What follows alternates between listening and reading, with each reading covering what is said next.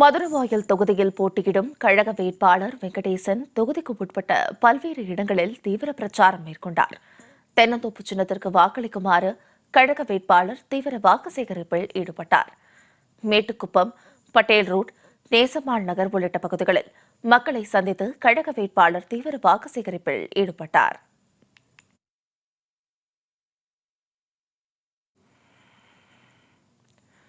சோழவந்தான் தொகுதியில் போட்டியிடும் கழக வேட்பாளர் பாலமுருகன் தொகுதிக்கு உட்பட்ட பொம்மன்பட்டி, அம்மச்சியாபுரம் ஆகிய கிராமங்களில் தீவிர வாக்கு சேகரிப்பில் ஈடுபட்டார்.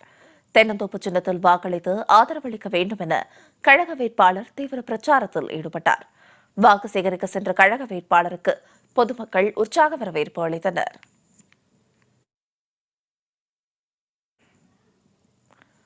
திண்டுக்கல் தொகுதியில் போட்டியிடும் கழக வேட்பாளர் ராமதேவரை ஆதரித்து அகில இந்திய ஃபார்வர்ட் பிளாக் கட்சியின் பொதுச் செயலாளர் தேவராஜன் நாகல் நகர், பூக்கடை உள்ளிட்ட இடங்களில் தீவிர பிரச்சாரம் மேற்கொண்டார்.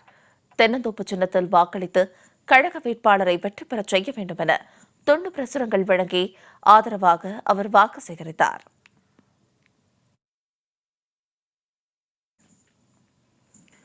செய்யூர் தொகுதியில் போட்டியிடும் அனைத்திந்திய புரட்சித் தலைவர் மக்கள் முன்னேற்றக் கழக வேட்பாளர் முருகவேல் தொகுதிக்கு உட்பட்ட பவுஞ்சூர் மற்றும் அதன் சுற்றுவட்டார பகுதிகளில் தீவிர பிரச்சாரம் மேற்கொண்டார்.